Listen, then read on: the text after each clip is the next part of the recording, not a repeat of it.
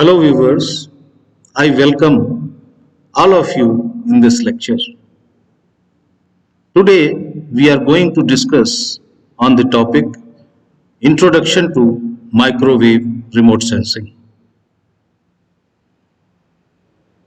The contents of today's lecture are electromagnetic spectrum, microwave frequency bands, passive and active microwave remote sensing, microwave remote sensors, and historical background of microwave remote sensing. Let's now discuss on these topics one by one. So now let's start with electromagnetic spectrum.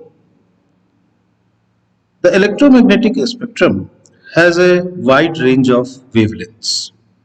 Here in this picture we can see that wavelengths are represented by the unit meter, and from bottom to top the wavelengths are represented in increasing order. The wavelength is beginning with 10 to the power minus 12 meter, and it has been shown up to 10 to the power 4 meter. The wavelengths are of the order of nanometer, micrometer, centimeter, meter, and kilometer. And we can also see that the wavelength ranges are shown by these patches. In the bottom, gamma rays wavelength is there. Then this range of wavelength shows X-rays. After that, ultraviolet. Then comes visible. The visible part of the spectrum has a very narrow wavelength range. Then infrared, and after infrared there is wavelength range, which is known as microwave part of the spectrum. And after that there are radio waves. We can also see that here there is a representation of frequencies, and the frequencies are decreasing from bottom to top, and these frequencies are from 10 to the power 4 hertz to 10 to the power 20 hertz. Now, out of this wide electromagnetic spectrum, there are certain regions which are useful for remote sensing purposes. In this, the very first is visible. Visible has a wavelength range from zero point 0.4 micrometer to 0.7 micrometer. Then comes infrared.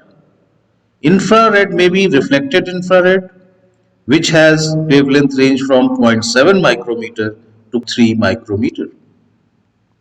Then comes emitted or thermal infrared, which has a wavelength range from 3 micrometer to 100 micrometer. And after that, microwave. Microwave has a wavelength range from 1 millimeter to 1 meter.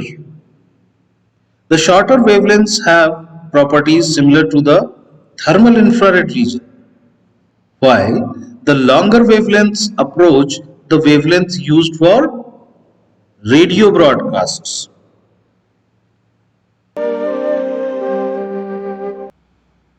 Now, let's talk about microwave frequency bands. Bands of frequencies in microwave are designated by some letters, and this letter system was originated during World War II. There are various agencies which have approved their common practices of using this letter system. Some of these agencies are IEEE, that is Institute of Electrical and Electronics Engineers; RSGB, that is Radio Society of Great Britain; ITU, that is International Telecommunication Union. Various microwave frequency bands are shown here in the tabular form. In this table, we can see that in the first column, various microwave bands are mentioned. In the second column, frequency range is given, while in the third column, the wavelength range is given. Some additional information has been given in the last column. Let's take one example of P band. P is the letter which represents this band, and the frequency range of this band is 0.3 to 1 gigahertz. The wavelength range of this band is 30 centimeter to 100 centimeter, and this is a ultra high frequency band. Similarly, other bands are L band, S band, C band, and some more bands: X band, KU band, K band, KA band, and Q band. We have some more bands, and these are U band, V band, W band, F band, and D band. Let's talk about microwave remote sensing in little detail. Microwave portion of the spectrum covers the range from approximately 1 centimeter to 1 meter in wavelength. Due to long wavelengths compared to the visible and infrared, microwaves have special properties that are important for remote sensing. Longer wavelength microwave radiation can penetrate through cloud cover, haze, and dust, as the longer wavelengths are not susceptible to atmospheric scattering, which affects shorter optical wavelengths. This property allows detection of microwave energy under almost all weather and environmental conditions so that data can be collected at any time. Microwave remote sensing may be passive or active.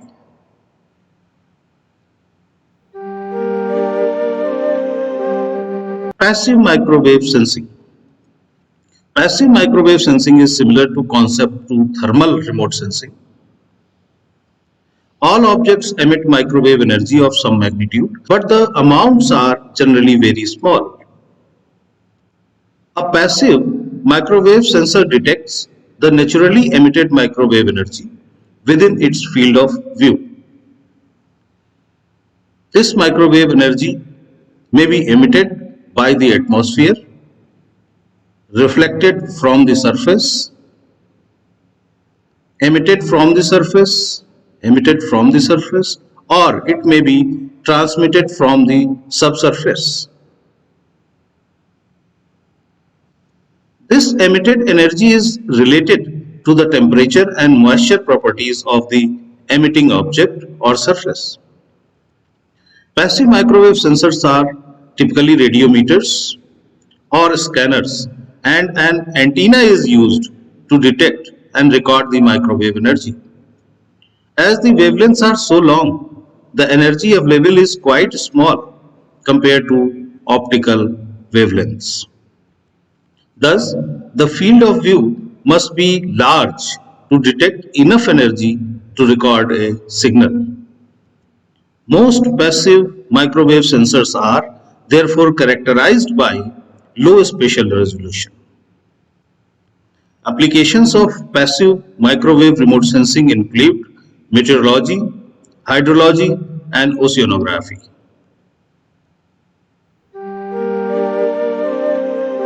Active microwave sensing.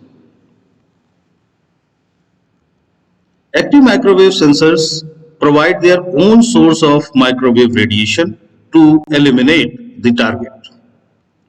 Active microwave sensors are generally divided into two distinct categories: imaging and non-imaging. The most common form of imaging active microwave sensor is radar, that is radio detection and ranging. The two primary advantages of radar are all-weather and day-night imaging. The sensors transmit a microwave signal towards the target and detect the backscattered portion of the signal, as shown in this picture. The strength of backscattered signal is measured to discriminate between different targets and the time delay between the transmitted and reflected signals determines the distance or the range to the target. Non-imaging microwave sensors include altimeters and scatterometers.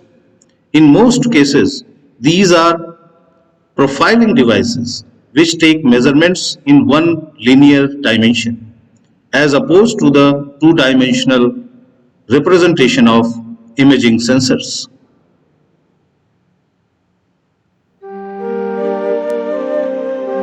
In this slide, a representation of microwave sensors has been given.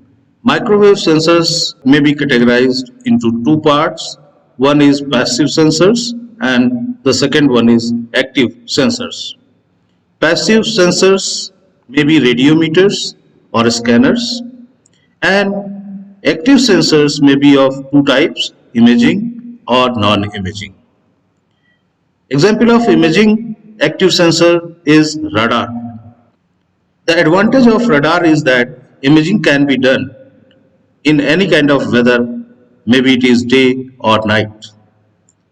The examples of non-imaging active sensors are altimeters and scatterometers. Now, let's look at the historical development of the microwave remote sensing. In the year 1888, first demonstration on microwaves was given by Hertz. In 1900, observation of moving objects was carried out using microwaves. In 1904, first radar was made. In 1935, microwaves were used for aircraft detection. In 1940, a device for generating microwave pulses was developed. The name of this device is cavity magnetron. In 1978, first Earth orbiting satellite for remote sensing of the Earth's ocean was launched. Name of this satellite is CSAT. In 1981, Shuttle Imaging Radar A, that is SIR-A, was launched. It is the first non-military radar system which was developed by Jet Propulsion Laboratory. Let's now look at the historical development of the microwave remote sensing in India. In 2009, radar imaging satellite was launched in collaboration with Israel Aerospace Industries. In 2012, radar imaging satellite 1 was launched by ISRO. In 2013, SARAL was launched. Full form of SARAL is Satellite with Argos and Altica. SARAL performs altimetric measurements designed to study ocean circulation and sea surface elevation. In 2016, SCATSAT-1, it is a scatterometer satellite which was launched.